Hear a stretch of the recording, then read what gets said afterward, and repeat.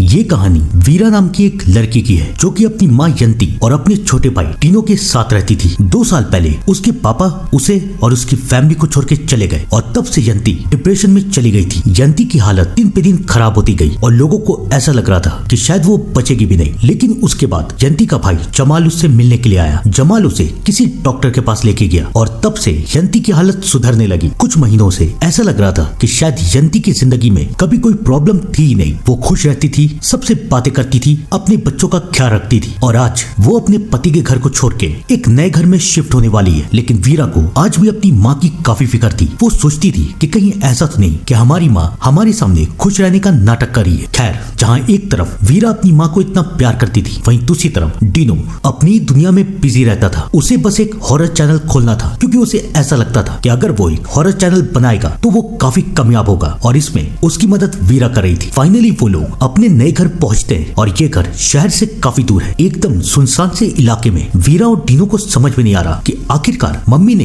इस घर को क्यों खरीदा है, हम लोग यहाँ पर क्यों रह रहे हैं, ना यहाँ पर कोई आबादी है ना यहाँ पर कोई स्कूल है, तो हम लोग यहाँ पर आखिरकार कर क्या रहे हैं। तब जमाल उन दोनों को समझाता है कि जिस डॉक्टर से तुम्हारी मम्मी का इलाज हो रहा है उस डॉक्टर का घर यहीं पर है, तो इसलिए हमने ये सोचा कि तुम्हारी मम्मी जितनी करीब रहेगी उतनी ठीक रहेगी। दोनों के दोनों मान जाते हैं। डीनो वीरा से कहता है कि चलो मेरा वीडियो बनाने में मेरी मदद करो और वो लोग एक वीडियो बना रहे कि ये घर एक हॉन्टेड घर है, यहाँ पर कई सारी आत्माएं। लेकिन उसका वीडियो सही से बन ही नहीं पा रहा, उसे समझ में नहीं आ रहा कि वो क्या करे। डीनो काफी परेशान है, लेकिन वीरा को उससे अलग सिर्फ अपनी माँ की चिंता है। वो अपनी माँ के पास जाती है और यंती अपनी बेटी को बताती है कि तुम्हें पता है इस घर में मैं अपना एक नया सैलून खोलूंगी, यहाँ पर सैलून की बहुत कमी है, तो सोचो अगर ये सैलून रहेगा तो हमारा बिजनेस कितना कामयाब रहेगा। वीरा हर हालात में सिर्फ अपनी माँ का साथ देना चाहती थी। वो भी मान जाती है। रात में सब कोई खाना खा रहे हैं, सब कोई बहुत खुश है, लेकिन कोई ये नहीं देख पाता कि यंती को कुछ हो रहा है। ऐसा लग रहा है कि शायद उसके ऊपर किसी का साया है। आपको भी लग रहा है? कमेंट करके जरूर बताइएगा। डीनो और जमाल तो एक दूसरे से बातें कर रहे हैं, लेकिन वीरा को अपनी माँ के ऊपर थोड़ा थोड़ा शक हो रहा है, लेकिन वो कुछ नहीं बोलती। थोड़ी देर के बाद वो अपने भाई से बात करती है कि तुम्हें ये अजीब नहीं लग रहा कि माँ ने शहर से इतने दूर यहाँ पर घर क्यों खरीदा? देखो जरा, यहाँ पर दूर दूर तक कोई भी नहीं है। डीनो वीरा को समझाता है कि माँ जो चाह रही उन्हें करने दो, एटलीस्ट वो खुश तो है ना। हम लोग यही चाहते थे ना कि माँ खुश रहे। वीरा को भी लगता है कि शायद डीनो सही कह रहा है। तभी डीनो का ध्यान सामने वाले एक खंडर की तरफ पड़ता है, एक पुराना सा घर, और वो वीरा से कहता है चलो हम लोग वहाँ चलते हैं और वहाँ जाके हम लोग एक वीडियो बनाएंगे। कितना अच्छा बैकग्राउंड है, मेरी पहली वीडियो हिट हो जाएगी। वीरा मान जाती है और उसके बाद वो दोनों उसी घर के पास जाते हैं। दोनों के दोनों अपनी वीडियो बनाने की कोशिश कर रहे हैं, लेकिन तभी डीनो को ऐसा लगता है कि पेड़ के ऊपर कोई है। वो पीछे पलट के देखता है तो वहाँ से एक बिल्ली उसे डरा देती है। वीरा ये देख के बहुत हंस रही है कि डीनो एक बिल्ली से डर गया है, लेकिन उसके हाथ में एक स्क्रैच आ गया है। वो दोनों घर की तरफ जाते हैं और दोनों हंसी मजाक कर रहे हैं, लेकिन शोर सुन के यंती की नींद खुल जाती है। वो बाहर की तरफ आती है और अपने बच्चों से पूछती कि तुम लोग जाग क्यों रहे हो। इससे पहले वो लोग कुछ कह पाते, यंती का ध्यान डीनो के खून की तरफ जाता है जो कि स्क्रैच से उसके हाथ में लगा हुआ था, और वो उस खून को जाके पीने लगती है। वीरा और डीनो को बहुत अजीब लगता है कि माँ ये क्या कर रही है, लेकिन इससे पहले वो लोग कुछ कर पाते यंती दोनों के ऊपर गुस्सा करने लगती है कि ये सब तुम्हारी गलती है, तुम लोग बाहर क्यों गए, जाओ जाके सो जाओ। उन दोनों को समझ में नहीं आ रहा कि माँ ऐसा बिहेव क्यों कर रही है, लेकिन उनके अंदर इतनी हिम्मत नहीं है कि वो यंती से कुछ पूछ सके। वो लोग चले जाते हैं, लेकिन रात को वीरा को कुछ आवाजें आ रही है। वो नीचे की तरफ आती है, लेकिन नीचे तो कोई है ही नहीं। वो ऊपर अपने कमरे की तरफ जा रही है, लेकिन बेचारी ये नहीं देख पाती कि नीचे एक साया है। कौन है ये साया? सब्र रखिए, धीरे धीरे सब कुछ पता चलता रहेगा। अगली सुबह डीनो, वीरा और यंती अपने नए सैलून के बारे में सबको बता रही है कि शहर में एक नया सैलून खुला है, लेकिन कोई भी उनकी बातों पे ध्यान नहीं दे रहा। तभी यंती वहाँ आती है और वो सबके साथ फ्लर्ट करना शुरू करती है और सब कोई उसकी बातें बहुत ध्यान से सुन रहे हैं। डीनो को बहुत अजीब लगता है कि उसकी माँ ने आज तक कभी ऐसा नहीं किया था, तो अब उसे क्या हुआ? यंती के ऐसे करने से धीरे धीरे उनका सैलून मशहूर हो जाता है और आज पहले ही दिन उनके सैलून पे 8 कस्टमर आते हैं। वीरा को ये सब बहुत अजीब लगता है। वो अपने भाई से कहती है, लेकिन उसका भाई ये सब मजाक में उड़ा देता है। रात होती है और आज रात भी वीरा को कुछ अजीब सी आवाजें आ रही और ये आवाजें उसके माँ के कमरे से आ रही है। उसे समझ में नहीं आ रहा कि ये किसकी आवाजें है। जहाँ पर एक तरफ वीरा काफी डर चुकी थी, वहीं दूसरी तरफ यंती बहुत खुश थी क्योंकि उसका सैलून चलने लगा था। लोगों की भीड़ वहाँ से खत्म ही नहीं होती थी। वीरा को ये सब बहुत अजीब लग रहा था। वो डीनो से बात करती है कि शहर में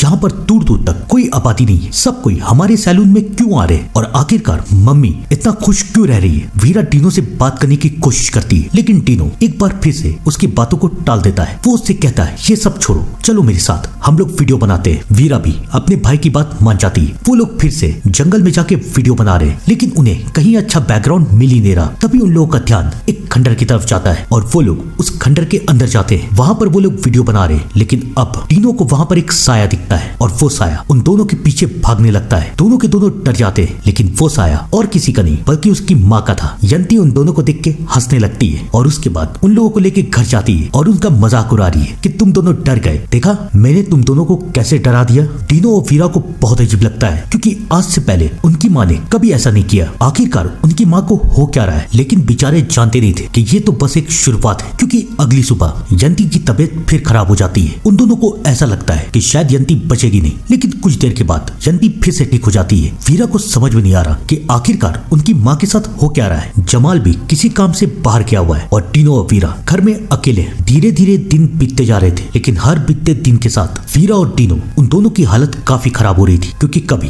वीरा को किचन में एक साया दिखता था जो कि उसके पीछे भाग रहा है, और कभी टीनो को रात में घर के बाहर एक साया दिखता था जो कि उसे देख रहा है। दोनों के दोनों बहुत डर चुके थे। इतना तो कंफर्म था कि उन लोगों के घर में कोई तो है, लेकिन कौन और वो चाहता क्या है कुछ नहीं पता। जहाँ पर एक तरफ ये दोनों काफी डर चुके थे, वहीं दूसरी तरफ यंती के ऊपर इन सारी बातों का कोई असर ही नहीं हो रहा था। वो तो हर दिन अपने लिए नए नए बॉयफ्रेंड्स बनाती जा रही थी। टीनो और वीरा को बहुत अजीब लग रहा है, क्योंकि उनकी माँ ने आज तक कभी ऐसा किया ही नहीं। तो अचानक से उनकी माँ को ये क्या हो रहा है। वीरा तो तब भी सच जानने की कोशिश कर रही थी, लेकिन टीनो ये सारी बातें इग्नोर कर रहा था। उसे ऐसा लग रहा था कि शायद उसकी माँ खुश रहने की कोशिश कर रही है, लेकिन वीरा को धीरे धीरे शक होता जा रहा था, क्योंकि हर रात उसकी माँ के कमरे से किसी साये की आवाज आती थी। और आज रात वो फैसला करती है कि वो देखेगी कि आखिरकार उसकी माँ किससे बात करती है। रात होती है, वीरा नीचे की तरफ जाती है। वो ये देखती है कि उसकी माँ आईने के पास खड़ी है, लेकिन आईने में उसकी माँ का अक्स नहीं बल्कि एक शैतानी साया है, और वो साया वीरा को देख लेता है। वीरा ये देख के डर जाती है। वो अपने कमरे में भागती है और सोने का नाटक कर रही है, लेकिन बेचारी जानती नहीं थी कि वो साया इतना बेवकूफ नहीं है। थोड़ी देर के बाद यंती उसके कमरे में आती है और उससे पूछती है, तुम सोने का नाटक कर रही हो ना, मुझे सब पता है, उठ जाओ। क्या देखा तुमने, किसी को देखा है क्या तुमने, तुम मुझसे मिलना चाहती हो क्या। यंती की ये बातें सुन के वीरा को बहुत डर लग रहा है, और फिर वो उसे समझाती है कि आज के बाद कभी भी मेरे पीछे मत आना, वरना तुम्हें नहीं पता कि तुम्हारे साथ क्या होगा। और फिर यंती अपने दोनों बच्चों को लेके नीचे की तरफ जाती है। वो उन्हें कहती है, रुको मैं तुम्हारे लिए दूध लाती हूँ, तुम दोनों दूध पियो। वीरा और टीनो दोनों को बहुत डर लग रहा है। वो दोनों मना करते हैं, और तब यंती को गुस्सा आ जाता है। अपनी माँ का ये रूप उन दोनों ने आज तक कभी नहीं देखा। अब उन दोनों को यकीन हो चुका था कि उनकी माँ के साथ कुछ तो हो रहा है। क्या ये कोई साया है या फिर दवाई का साइड इफेक्ट। थोड़ी देर के बाद यंती फिर से अपने बच्चों से मिलने के लिए आती है और वो उनसे माफी मांगती है, मुझे माफ कर दो। लेकिन उसका चेहरा देख के वीरा को डर लग रहा था। अगली सुबह भी वही होता है। यंती अपने बॉयफ्रेंड के साथ बाहर जा रही है और वो अपने बच्चों से माफी मांगती है। अब तो जमाल भी लौट के आ चुका है। वीरा को अभी भी शक हो रहा है कि शायद यंती के साथ कुछ हुआ है, लेकिन बेचारी को पता नहीं था कि आज की रात उसका पूरा शक यकीन में बदल जाएगा। रात होती है और फिर से यंती के कमरे से अजीब अजीब आवाजें आ रही है। वीरा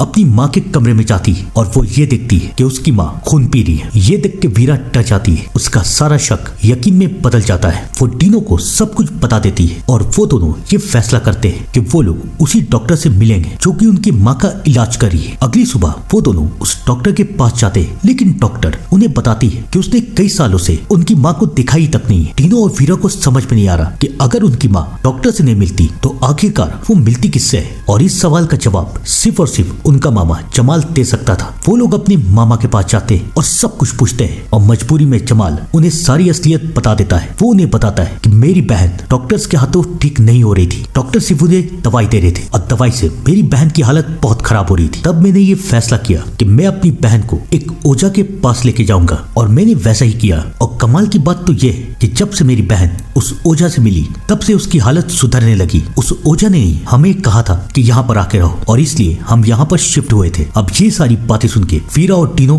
काफी शौक में। वो लोग अपने घर जाते हैं और अब यंती की हालत बहुत खराब हो चुकी है। वो अपने बच्चों को बताती है कि उस ओझा ने मेरे पीछे एक जिन का साया लगाया था ताकि मैं ठीक हो सकूं, लेकिन अब ये जिन धीरे धीरे करके मुझे ही मारता जा रहा है, प्लीज मुझे बचा लो। यंती की ये बातें सुन के सब के सब डर चुके हैं, और फाइनली वो लोग उसे लेके उस ओझा के पास जाते हैं जिसका नाम था मेटा। मेटा उन्हें बताती है कि उसने यंती को कहा था कि ये जिन उसके पीछे है और ये उसकी सारी परेशानी, सारी प्रॉब्लम दूर कर देगा। और देखो, इसी जिन की वजह से तुम्हारा सैलून कितना अच्छा चल रहा है, लेकिन हर चीज की एक कीमत होती है और इस जिन की कीमत है खून। यंती को हर रात मुर्गे का खून पीना होगा, लेकिन अगर उसने गलती से किसी इंसान का खून पी लिया तो फिर वो जिन बेकाबू हो जाएगा और फिर वो धीरे धीरे करके सबको मार देगा। ओजा की ये बातें सुन के यंती को याद आता है कि जब डिनो के हाथ में स्क्रैच आया था तो उसका एक बूंद खून यंती के मुंह में भी चला गया था। याद है ना? भूले तो नहीं? और तब से वो जिन बेकाबू हो गया और वो तब तक नहीं रुकेगा जब तक उसकी खून की प्यास पूरी नहीं हो जाए। यंती ओजा को सब कुछ बता देती है और ओजा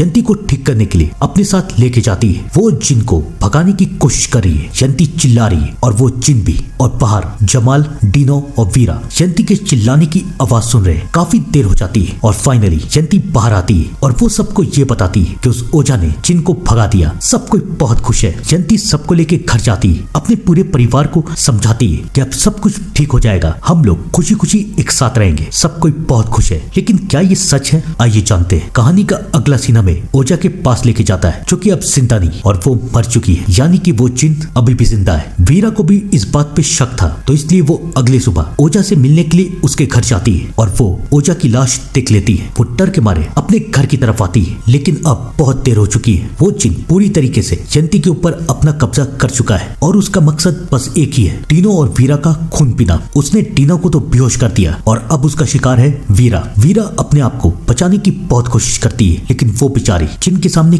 कैसे टिक पाएगी। लेकिन इससे पहले जिन उसे कुछ नुकसान पहुंचा पाता, उसकी माँ यंती अभी भी जिंदा थी। यंती की आत्मा जिन को रोक रही थी और उसी की आत्मा अपनी बेटी से कहती है, मार दो मुझे, क्योंकि जब तक मैं जिंदा रहूंगी ये जिन भी जिंदा रहेगा। अपनी माँ की बात सुन के डिनो यंती को मार देती है। वो जिन भी खत्म हो जाता है और जाने से पहले यंती की आत्मा अपनी बेटी को समझाती है कि जिंदगी भर अपने भाई का ख्याल रखना, और फिर वो अपने बच्चों को इस दुनिया को छोड़ के चली जाती है। यंती ने अपने बच्चों को अपनी जान देके बचा लिया था। यहाँ पर होती है ये कहानी खत्म। तो कैसी लगी आपको ये कहानी? कमेंट करके जरूर बताइएगा। तब तक के लिए thank you and good bye.